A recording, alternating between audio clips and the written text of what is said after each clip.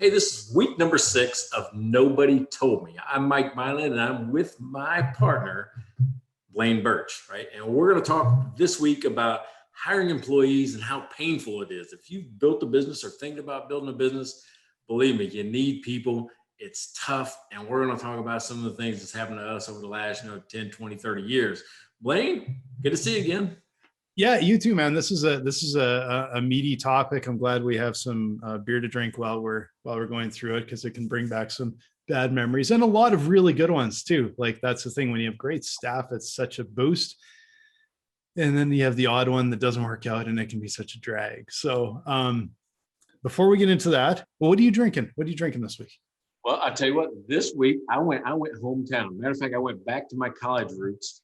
In college you don't have much money, but I'm going to drink the Texas Lone Star, right? So, and I got it in the tall boy, but in college I drank it in the bottle, because when you pop the bottle cap, they actually have pictograms. Have you ever done those, right? Where it's got a picture and it's a phrase or a sentence, it'd Okay. be like, I don't know, like a Y plus an or, and that would be your, right? Okay.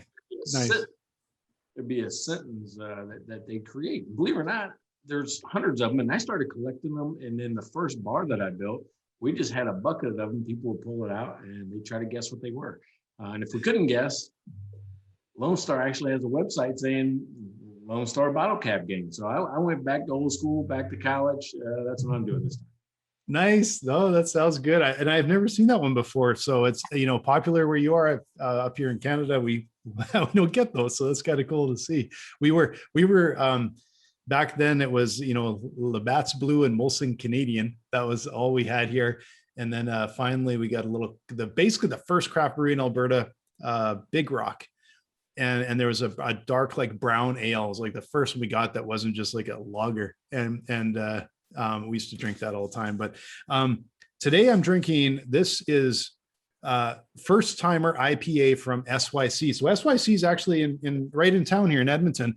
I'm not sure how old they are, but I think I've only came across them just maybe 2-3 years ago. And so I don't think they've been around too long, but they've got some really nice beers. And I know they have a brew pub on the west end of the city here that one of these days we'll ride our bikes over and check it out, but I haven't been there yet. But they do have some really nice beer, and this is a nice one. So the branding on that is cool, right? Just the flat color, the matte color with just the SYC and first timer. I mean, just pretty it looks really nice. A really beautiful dark blue. It seems to me they've had some really nice cans. Again, just very simple ones like that, which is just, it's unique. It's different than, because you get the ones with just all kinds of stuff on. So yeah, it's kind of slick. Okay, so we're going to talk about employees. And man, I tell you what, I've been the only employee. I've had 500 employees. And trust me, there are different challenges all along the way. What I thought might be interesting is us trying to determine, what do you think is the biggest difference? Because you guys might be hiring some folks down in the United States, so there might be some differences in the way business is done, right? I mean, the way you have to hire, some of the eligibility requirements, those type of things. What do you think it is? What's the biggest difference between the two? Well, I haven't hired anyone down in the States yet. We are planning on it, and but because I'm down there so much, like I spend half my time down there. There is quite a different cultural difference. And that's one of the reasons that I think it would be nice to have a mix of employees, because, and some, in the US, some up in Canada, some eventually overseas too, because they also bring a different perspective and a different, it is a different culture. And it's, I'm sure you can tell from between Canadians and Americans, you can feel that. Well, I see it a lot. And I think there's a different, bring a different, Americans a lot of times I find a bit more animated and a bit more I don't want to say aggressive. I don't think aggressive is the right word. They're friendly, outspoken, and just have a sort of a different energy or drive, I think, at times than sort of your typical Canadian. And I think that would be one of the really interesting parts, is how you would deal with culture fit and things like that with really different personalities, because that's always a tough one no matter where you hire, right? And what do you think? All right, so look at it now. All right, I'm working with Truly Financial. They're up in Toronto. I am the only one in the United States. I'm dealing with Canadians now all day long, every day. So it's interesting that you say that, because I got to now think about it. I'm like, going, oh my gosh, I don't want to scare people off right off the bat or anything like that. But I haven't noticed it as much. I mean, I think maybe I got used to it. You will. Yeah, probably right. It's you will, but like there are subtle things, but there's just a little bit, it's just a little bit different, yeah, and not in a bad way, just different, right? And I think you'll eventually notice it, especially I think when you're actually in person. If you end up, coming up to Canada here, traveling around, I think you'll notice, especially coming from Texas, just a bit of a different. It'll feel a little, toned down, I think, in personality in a way. I think it'll see it a little different then. I think that's probably right, because I've been to some trade conferences up in in Toronto, in Vancouver, and just the feel, right? I don't know exactly how to describe it outside of maybe it's an energy that you said. It's different. It's not so high. It's not so tense. They're just a little bit more relaxed atmosphere all the way around. So that's probably one of the things. But let me ask you this. I mean, is there a bunch of hurdles you have to go through to hire someone in Canada? I don't think there's that many. No, I don't think there's that many hurdles. Like there's all the different like regulations. Like once you've hired someone, that's when you got all the regulations and all you have to pay this and you can't do that, and you have to give them this and that, and you got like, especially if you ever have to dismiss someone, that's always tricky, always such a worry, because and I'm sure you felt this at times too. It's like, this is not a good fit. They're really not doing their job whatsoever. And it can be hard to fire someone. And it feels like it's even with the bigger and bigger businesses, it's harder and harder. And there can be someone that literally probably can not just sit and do nothing and be just an absolute drain and be really hard to fire, which is unfortunate. Yeah. So you talked about fit, right? And you'd like to think that you can get a feel for somebody in an interview, right?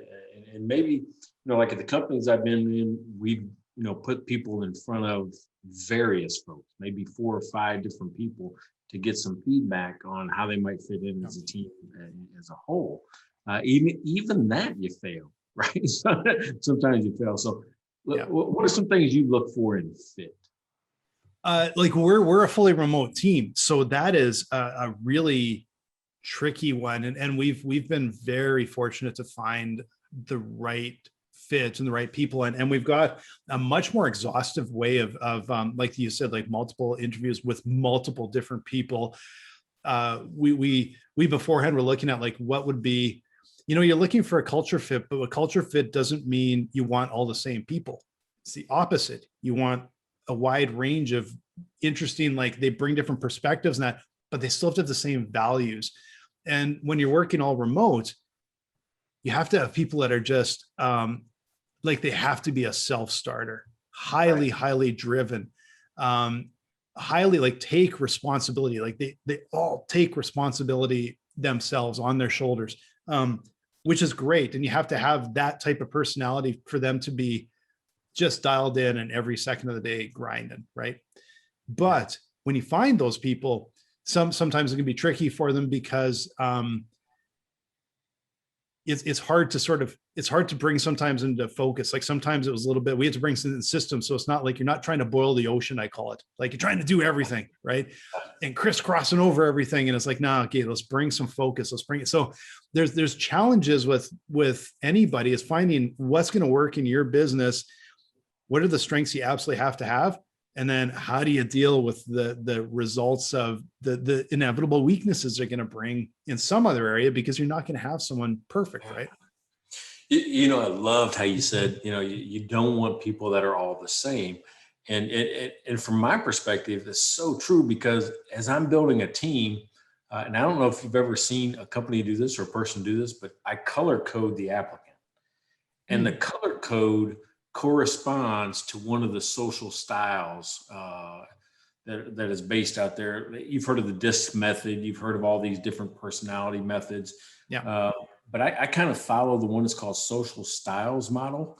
Okay. And what that is it's 4 categories. It's driver, expressive, amiable, or analytical, right? And each one of those has some characteristics. So drivers are like all task and purpose, like on, you do this because I said so, and they're not afraid of confrontation, and they get stuff done. An expressive person, everybody likes, right? It's just like they have that big personality. They're like the cheerleader, like to work in groups, those types of things. The amiable is a little shy, right? It takes a long time to build trust with somebody that has an amiable personality.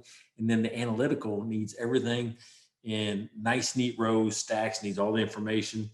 They can get kind of paralyzed if they don't have everything. Like they go A, B, what's C? They kind of freak out because they don't know what C is. They can't make a logical jump to D. Right? But what I'm saying is, if you put like too many drivers on a team, it's just chaos, right? So you need a good mix. It's interesting because you describe some of the different personalities that are on our team. They're all highly motivated, and they're self-starters, but they do have a cross section of those. And it's interesting you point them out, because I've that's I'm going to do a little reading on that after, because it is quite interesting to kind of see how it's kind of about the makeup of our team in some ways. So that's really insightful. Well, what's cool is that a lot more companies are taking those personality tests like as part of the application process. And I can only assume that that's what they're trying to do. There's a certain personality type that maybe won't fit in well, or that they're looking for specifically. We need somebody that's analytical, or we need somebody that's blah. And, that's how they're kind of trying to sort applicants. Yeah. Which is sometimes the hardest thing to do. So, yeah. And it's stuff like, hiring it's so challenging. Like, we're a startup. So that's the other thing, is we have to find people that are willing to dive in with a startup. And some people really want that.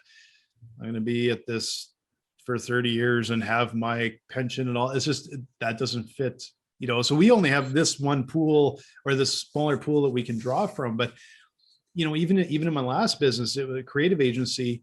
We're still a fairly small kind of lean team. And as you're adding people, you're still, you still have to find this mix, and it's challenging. It's always challenging, right?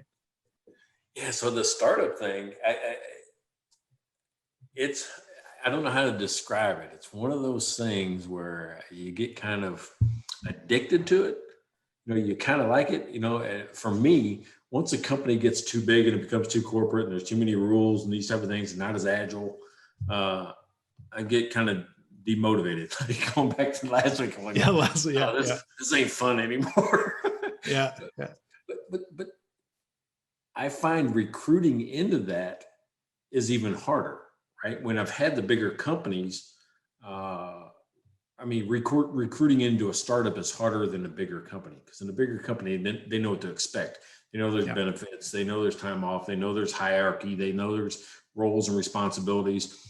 It's not the same at the startup level. I mean, you could be in any given role, any given moment. It's hard for people to adjust to that. Yeah, you need people that are very agile. They can jump around, and they'll just grab and do different things and take on responsibility. And it can be really tricky. And it's also very much, we're finding people like we don't have the benefit or the luxury of like everyone has to be effective in their role.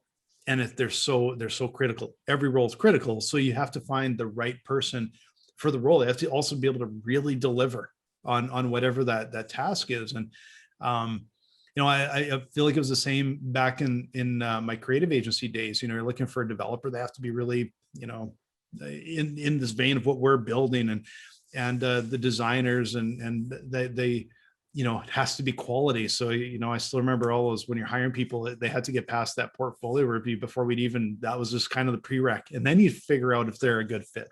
And project management, that was like the totally different, completely different personality, but absolutely essential to keep everybody else on task, especially with a bunch of creatives running everywhere. So, it's interesting thinking back, and it's funny thinking back. I don't think I have like that. Like we have better, more refined processes now, but I don't think they're probably as good as they should be still to really find out if it's the right person, right fit.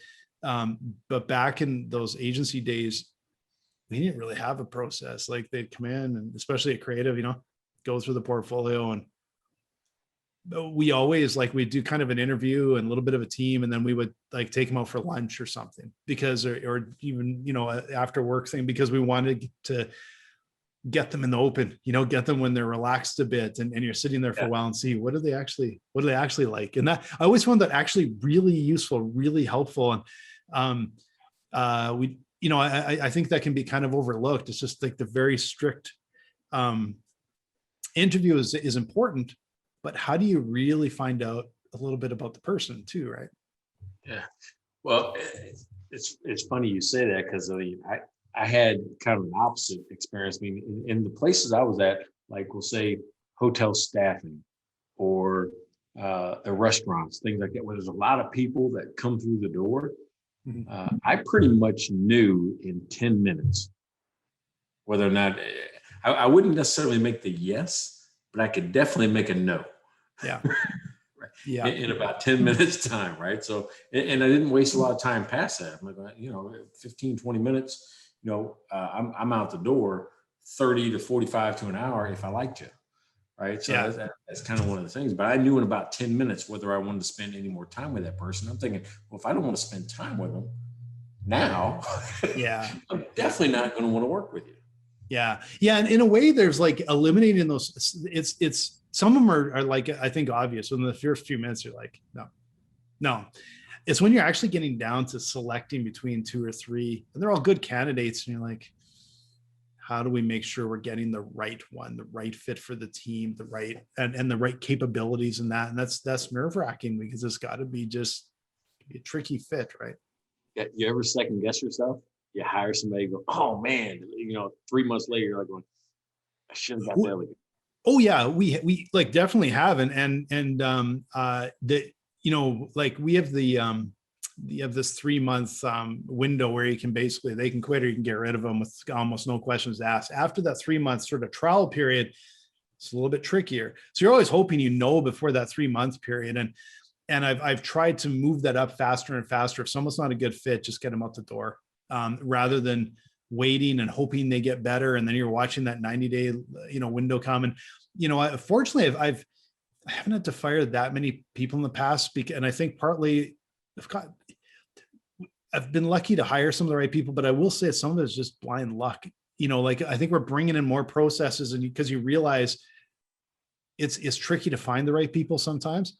But boy, when I've had the wrong ones, it just was, it just drags you down. Like they can, it's worse than doing nothing. Like having someone there doing nothing, it can really drag the culture down, the business down so quickly, right? You must be doing something right, because I think I've known you or your company for 3 years, and it's the same people. Right? I don't know much turnover, at least visible to me. Very little. Like we had a tiny bit, very, very little with this company. We've been really fortunate, actually, that I think and I've got a terrific team, and I think we've, there's still, no matter how much you go through it, you just you go through all the process and everything. Sometimes you just have to have a little bit of luck too, right? I don't know if I call it luck, but it sort of is. Like there's some stuff you just can't control, and sometimes it comes out later, and it's that can just happen, right? All right. So you said something interesting to me, because I've primarily worked in states that consider themselves to be at will, which is employment at will, which is pretty much you can be fired at any time for any reason. Right. Yeah. The caveat to that is that with unemployment benefits, I mean, there's kind of an experience rating that you get as an employer if you're always just firing people for no reason. Right. And your rates tend to go up and things like that as well. Oh, okay. So for you, you think there's a magical, line in the sand at 90 days or at 3 months. What happens? What happens past that? What changes? Well, past that, I think you really need to sort of, you should go through a formal process of documenting when there's issues, going through, like, some of my staff are really, they're actually quite good in the HR area. So I always go to them as reference points for stuff like this. But, you do have to, you have to sort of give them that, almost like that verbal warning, then a written sort of write up, and make sure that you're actually building up almost evidence that there's a justifiable reason to fire them. I don't know if it's is difficult in kind of a smaller businesses, but I know I've had friends in big institutions that I've had to fire people, and I tell you, like, you go for a drink with them, they're like, yeah, I've been, basically getting a book of documentation on this guy, and then they're like, probably not supposed to, but like, this is, he's basically hasn't worked in so long, and he's been doing this and he's done that, and you're just like, that should be fireable like the second you walk in. Get out. It's not. Yeah. It's tricky, and I say, like, Alberta is probably a little bit more free, a little bit more of a free, like a province than some. I would think some of the other provinces have even more restrictions, and as an employer, it's tough to see that. Like, I understand why, because they shouldn't just be railroading people or booting them out for no reason. I don't like that person, they're out of work. But on the other side, there's there's people that they literally aren't doing the job. They're dragging a department down in flames almost, and it takes forever to get rid of them. And that's just another whole challenging area, right? That fortunately I haven't had to deal with that much. So. All right. So is it an interpretation of the rules that's different, we'll say, between where you're at in Alberta, or are the rules actually different between the territories or provinces? Which is provinces? I believe there are differences between the provinces. I believe there are. I don't know in depth what they are. Anytime we sort of do anything, you just kind of find that person that's an HR kind of expert or whatever, and you get the rundown on what you need to do and all that. But there are definitely other complications, and I think it goes more, quite different from province to province. Yeah, see, that's the same way in the States. I mean, the rules are different. For instance, I mean, if we terminated somebody in Missouri and we could do all the right things, have the documentation, have the evidence, they could still get unemployment, but it wouldn't be charged against the employer, right? Because you did all the right things. Okay. In Washington, when I was in Seattle, didn't matter. You could do all the right things and it would still be held against the employer. So it's like, it was an adjustment for me going from St. Louis to Seattle. The other thing is that in St. Louis, there was a city income tax, which, you don't see that in very many places, maybe a handful of cities, where there's an additional tax that the employee gets charged just because they work in that city. So I don't know if Canada is the same way or not. No, just provincial and federal. We don't, it wouldn't be income tax at a civic level. They tax everything else, but not income. Yeah, but think about the employee. And again, I was there for years. Think about the employee. And that's why most people will go right out to the suburbs and, they'll try to work out in the suburbs as opposed to inside the city. Oh, that's okay. 3 different income taxes. You got the federal, state, and local income tax on every dollar earned. And it's just a crazy amount of money. Yeah. Yeah. Huh. So what were some of the, like, cause I haven't had a 500 person staff and things like that. What are some of the challenges with that big of a staff? Cause then I would guess you don't know these staff members, like, name, face really well, I'm guessing, in a lot of cases. All right. So in a lot of cases, I would pick up a new contract, we'll say, because I was in hotel staffing. So, the Marriott Star Pass down in Tucson, right? It's a large resort. We actually opened that up, and, they have to recruit. So they hired agencies like mine to help bring people in so they have a full staff when they open. Well, that was like 75 positions that you got to stand up in about 2 to 3 months, right? Wow. Okay. I mean, but you're like going, I got to start today and hope Yep. that you're willing to work 2 months from now, because I can't wait till 2 weeks before or a week before. You Yep. can't fill all the positions.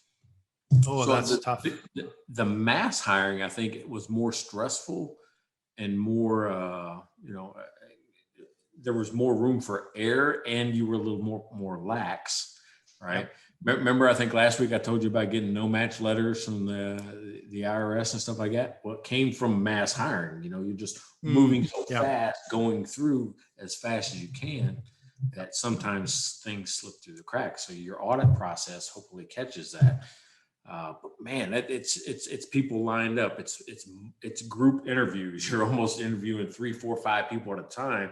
To be housekeepers, be landscapers, be kitchen workers, be banquet workers. I mean, so it's different than hiring for a full stack developer, that I've done now, or hiring for an account manager.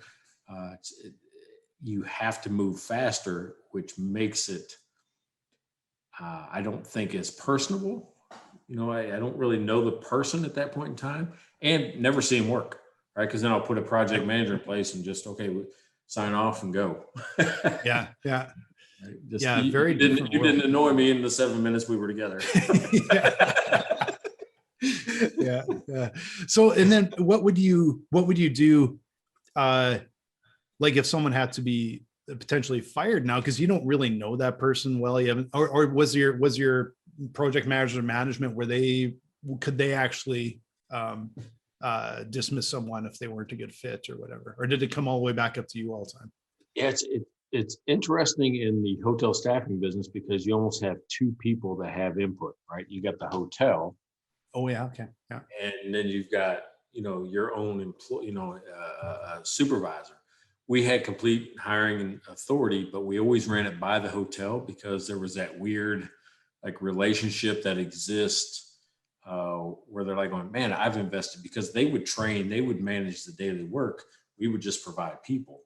Gotcha. So when that happens, you got to also have an informal employer relationship with the hotel, saying, what do you think? Are they doing what you think they should?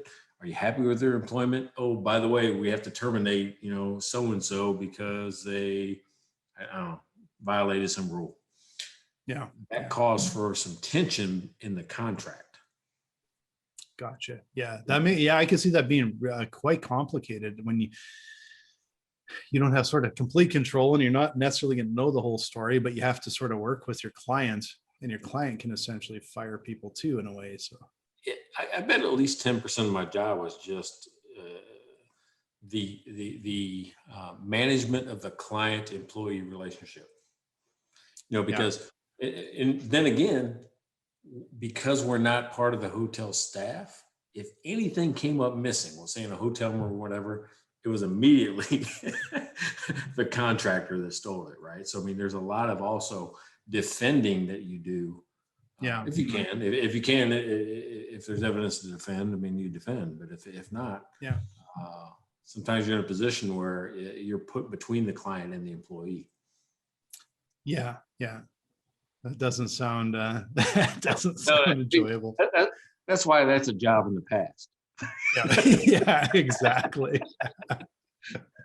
Yeah. Managing employees like that, and that it's just tough. It really is. But primarily I dealt with 10, 15 folks, right? I had state or area managers. That we had project managers at each site. I mean, I may go, have meetings in the state. We might go to like Arizona, I'll bring everybody up to Phoenix or Scottsdale and have all Arizona managers and just, compliance training, those type of things. But rarely got involved with the hourly employee. Yeah. And so,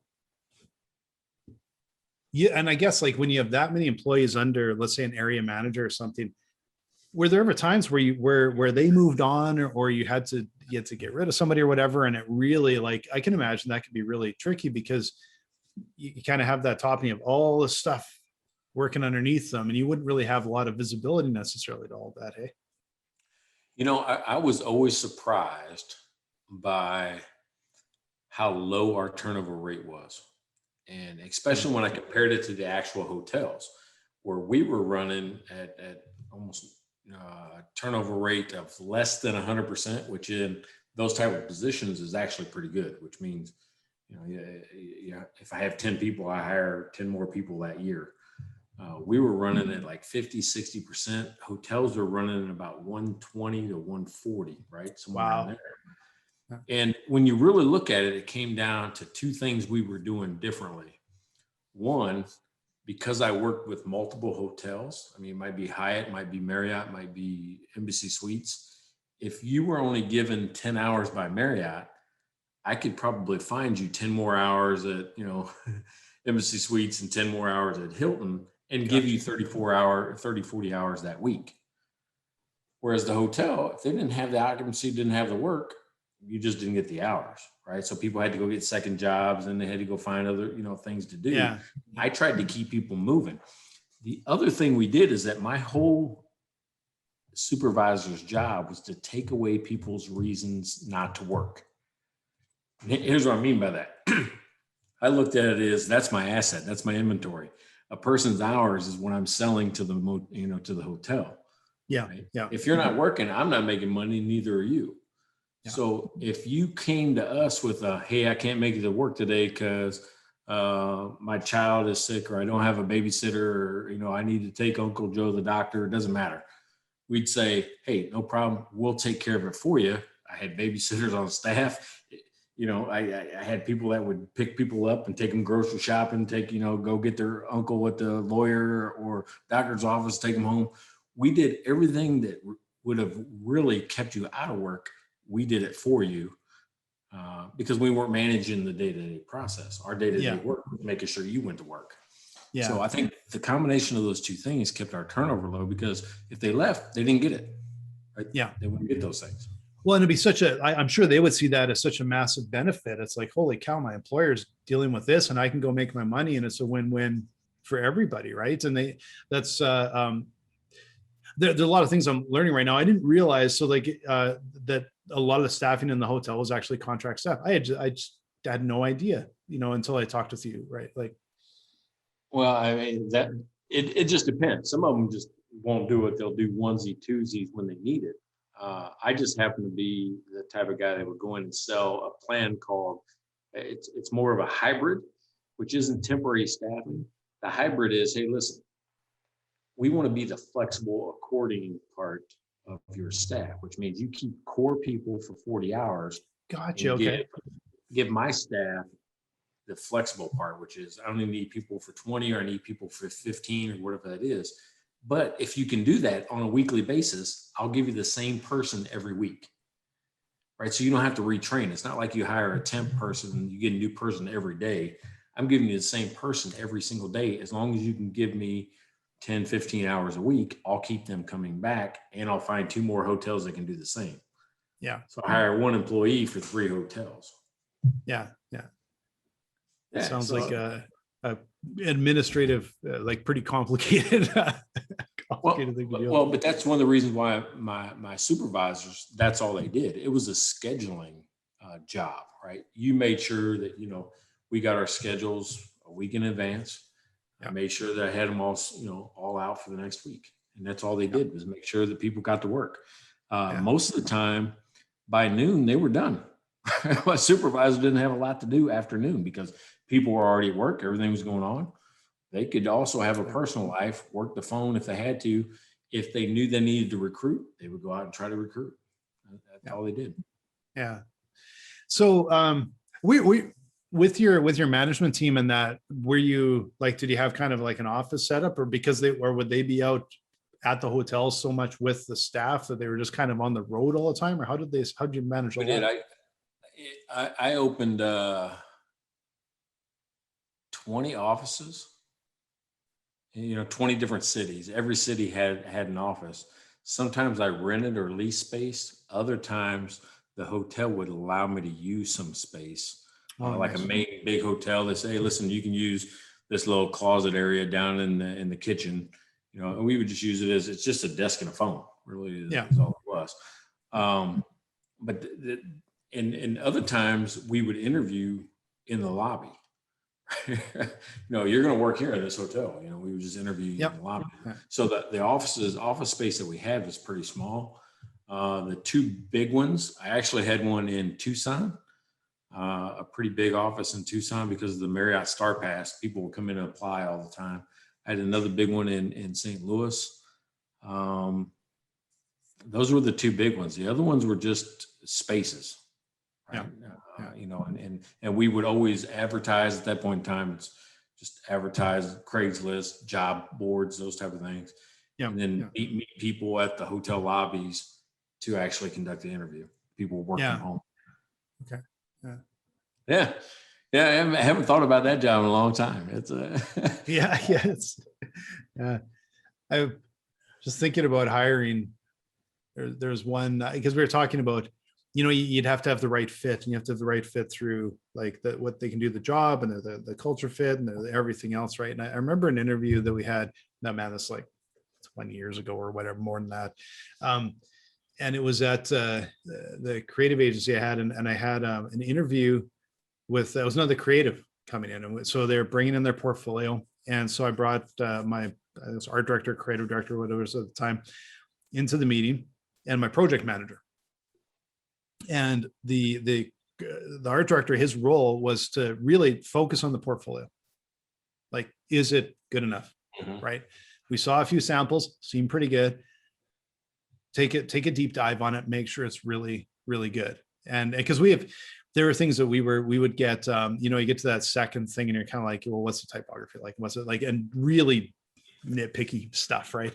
And so I remember we were interviewing this guy, and I don't actually remember what the circumstances were, like what he was saying or whatever, but all I remember was that I was starting to get like more and more kind of annoyed what he was kind of saying. Right? And I can't remember what it was, except for almost like, it was like, all I know is it was kind of like he'd be doing us a favor if he came to work for us, because he was so terrific. And but it didn't sound like he actually planned on doing any work, something like that. I can't remember but I just remember just like, almost like I'm going to boot this guy out of here. And so, I got to the end of the interview. I let it go because my project manager has some, they kind of went through the whole process, and then he left. And the art director says, and because he had been spending his time in the portfolio, and he kind of looks up and he goes, well, I think we got our guy, because he had a really good portfolio, right? Yeah. And my project manager looks at him, and then she looks at me and she goes, I thought you were going to grab him by the shirt and throw him out. And I'm like, yeah, I was like this close, I was like, I'm trying to be patient kind of thing. And it was so funny because he just went, what? And like, man, you weren't listening to the conversation, but he was so dialed in. Huge miss. Yeah, it was so funny because he's just like, what? But you had to have all of these components, and it was that one side that was not the right fit. And I just thought it was so funny because he was doing what he's supposed to do, but he was so engrossed in the finer points of the portfolio that he just didn't even catch it. It was a funny experience. Wow, that's crazy. Yeah. I don't know if this has ever happened to you. It hasn't happened to me since I've been in software. But when I was at hotel staffing, or, with bars, restaurants, those type of things, everyone always thought they could do it better than me. And it happened 3 different times where people would leave and compete. Oh, right? Really? Okay. Try to steal customers, try to open up a bar, right, in the same area and steal your customers. I mean, it's craziness how that happens. Now, you can't really have a non-compete against bartenders and bar owners, those type of things. You can't, but in hotel staffing, it's just like, I didn't want to do it because we didn't really have a lot of competitors, but I didn't think anybody could just be a supervisor for me and then stand up their own company and compete against me the next day. Yeah. I didn't think like this. I didn't think like non-compete back in the early 2000s. Yeah. But it always surprised me because they would leave and cause a huge disruption and then not be able to even stay in business for a quarter or 6 months. I can't even, like, unfortunately, I never had to experience that, but I look at that and think, the people who think they know that much are looking up. They haven't been to that that entrepreneurial level. And I'm guessing they think they know the tasks that have to be done, but boy, it's a lot more than that. So it's it's good. It serves them right if they don't last long. Right? But to me, I took it as I first took it as, well, that's rude. Well, yeah. I gave you everything. We were partners. We were doing all kinds of great things together, and then you go compete. As I moved on and kind of thought about it, I'm like going, that's really a good compliment that I made the job look so easy that you thought you could do it. Yeah, exactly. Yeah. Yeah, that's a good way to look at it, because otherwise it would drive you nuts. That's how I justified it to myself, right? Yeah. Yeah. So how did you find your staff, especially like I'm talking more the management staff, your key players that had to help you really run what you're doing, and then not the hourly, like, but the core team. How did you find those? Well, for hotel staffing, it was, I would take actually people and promote them. Right? Okay. Yeah. Makes perfect sense. I would find our best people that knew the job, that understood, what they needed to be supported. And I almost promoted everybody. It was harder every time I brought in somebody from the outside who didn't understand the workload of the employee, because there was another dual role, right? Because in the area supervisor, you also have to play second chair in the sales process, which is, I would go into, I've got the Marriott on 6th Street, and now, the Westin on, Broadway, which is 3 blocks away, wants to use our service. Well, you have the manager come in as a second chair and be able to speak to what he does for the Marriott, because everybody talks and I go, hey, you get this guy. This is your guy. This is the one going to run the contract. You're going to deal with it on a daily basis. That's who you get. Yeah. And so that second role is where sometimes promoting from within failed. But when it was worse when I tried to take a good salesperson and make them also do the operations part. Yeah. Right. Yeah. So it was easier for me to help somebody talk through a sales call than teach a salesperson operations. Yeah. That makes very sense. Different roles. Yeah. Massively different roles. I could see that. Yeah. Yeah. So, I mean, so it was, but I actually took a page out of, like we'll say Abercrombie and Fitch. I can never say that word. Or the Gap, all these folks. You know what they do is they'll go around the malls and just look for people and start talking to them about their career and their job and those type of things. So I saw them doing that and had some friends that did that for those big companies. I'm like, I got to do the same thing. Every day I'm out, I got to be looking for somebody that can work for us. If you like what they do, that's how we staff the bars, right? That's how I staff the bar with good waitresses, good bartenders, those type of things. I'd go out, tough part of the job, right? You go out and you sit at the bar and you just kind of have a conversation with the bartender. Nothing bad about that. Yeah. But the ones that were really good, you took some time and tried to nudge them. you nudge them over. Hey, would you maybe check us out a little bit, see if you can make some money over there. Nice. Yeah. So, but always be recruiting. That's the only, I mean, if you're an owner right now in a business, every time you interact with the public, there's an opportunity for somebody to work with you. If they're doing a good job and you like what they do, why not start a conversation about, hey, don't know if there's anything in there, but let's talk.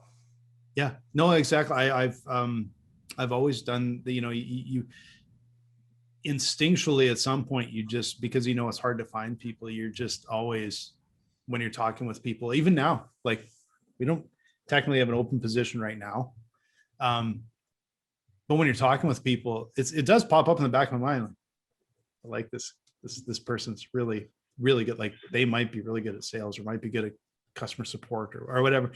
And even now, you do that. And I remember, back in my agency days when I was looking, especially when I was looking for a creative, I don't even know if we posted jobs. I was always looking and networking and that's how I'd find them. And, my first step, if we were hiring a creative is, phone some of the profs at the university that I had gone to, and like, who are your superstars, right? Yeah.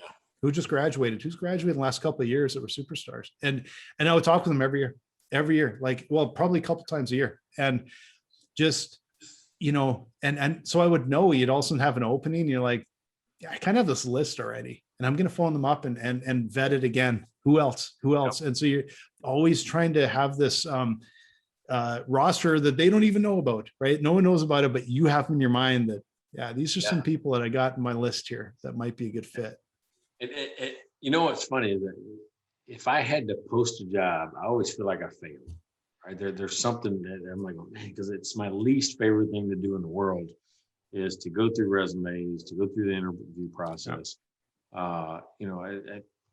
In the past, I started incentivizing employees pretty heavily. We had a $2,500 referral fee, which is if you bring me somebody that we hire, you get $2,500. And my thought process is if you were willing to put your name on the line and bring somebody to the table, I already know you like them. You're going to probably enjoy working with them. Yeah. But B, you've kind of already done some of the vetting and you know what it's going to be like. Yeah. And the employees actually brought a lot of great candidates to the table. No, that's a really good, and I guess we've done that a little bit in my businesses too. Like your staff referrals are, Can I clarify that? The $2,500 when we were talking about software and 100,000+ a year. Not like $14 an hour, landscapers and stuff like that. It was a smaller number. I want somebody to read this like, oh man, $2,500, that was steep. I'm like, well, we were gonna have to pay it through recruiting anyway. Exactly. It's it's amazing how, like, I think back on how much hiring we've done through networking, not job postings. We've done more job postings since COVID started than altogether in the last year than we ever have, just because you're just not out. We weren't out and about and talking with people and networking all the time. We still did some, but it was just different. It was a lot more challenging to find those prospects. Unfortunately, we got lucky. We had some really good experiences. We found some great people. Just like I said, I've probably never done it before, and also job posting actually got us someone here. That's great. Networking works. I bet you can go to any level, any person out there, and chances are they got a job because they knew and were friends with somebody else, whether it be just a referral or pointing you over. Hey, I know so-and-so, they're hiring. That tends to get more people jobs than anything else. No, I absolutely. always look at job boards as the last resort, like going, okay, I don't know anybody. You want some sort of, first of all, it's easier, it's faster. You're not going through, like you said, 1,000 resumes that you're going through. These aren't even, especially now, because it's so easy to hit send, that I think people send resumes out, and I don't even think they realize, they look at what the position is and they just send a resume out, and you're like, well, that is not at all what, like, you didn't even read it, and we have to read it now to see, and it's really just gives you that leg up and a little bit of comfort to know that this person I know and respect, like I said, put a little bit on the line to say, you should talk with so-and-so, right? So that's true. It goes a long way. Yeah. So we didn't even get into any horror stories, right? We spent an hour just kind of talking about, what it's like to kind of hire and go through that process, but no horror stories. Maybe we do an episode, we're like, hey, how about dealing with an employee? Right, employee issues, things like that. Maybe we should do an episode on that. It's they always, you do get some of those, and it's like my teams. Like I said, I've been really fortunate. I haven't had, like, I've had, you get some rough times and people you have to let go and stuff, but I always know there are friends of mine that had legit horror stories. Now after I hear them, like, man, I don't have anything to complain about, because it just was not that tough or that rough to deal with or anything. I feel quite fortunate about that. And you never enjoy letting people go, but generally And I'll ask you this, because the one mistake I know, I look back, everyone I let go, the one mistake I made is I held on too long. Like I always, you want to believe the best in people, and you want to kind of give them the chance, and want to, and it, but you, what I, it starts to erode potentially what's happening with the team, and the business is grinding and slowing down. And I'm very much in my mind the hire slow, fire fast mentality now, even though it's tough to do, because I've never once thought I fired someone too soon. It was always, I should have done that a few weeks ago, right? Yeah. No, I mean, I think that's probably the common thread to most people in our position, is that, man, the red flags are there and they show up early. Believe it or not, they start to show up very early in a relationship. And we kind of look past them. Like, oh, we took our time, we picked the right person. He's got all the right tools, all the right skills. But then there's these 8 other things he just did that I'm like, once you get into the employee relationship. So yeah, I think we should do an episode on just that, dealing with employees on a daily basis. Yeah.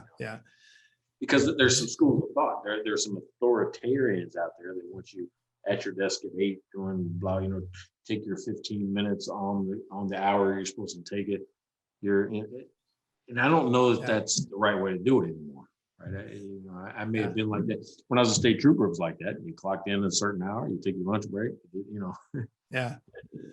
But I don't think I've ever been.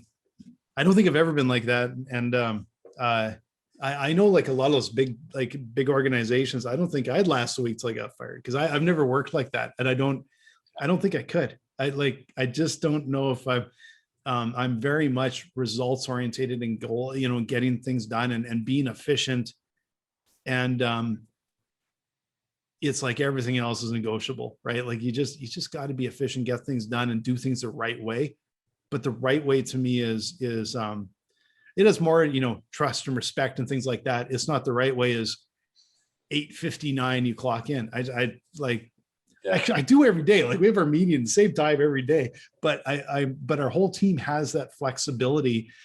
And it's, especially as remote team, that's some of the benefits that we can offer. Like, you got to go to the dentist, just make the time up. Who cares? Right. And within reason, but it's I think we've got, to a large part, a lot of our team, I'm not sure would function that well at a real big organization, but that's all right. That's,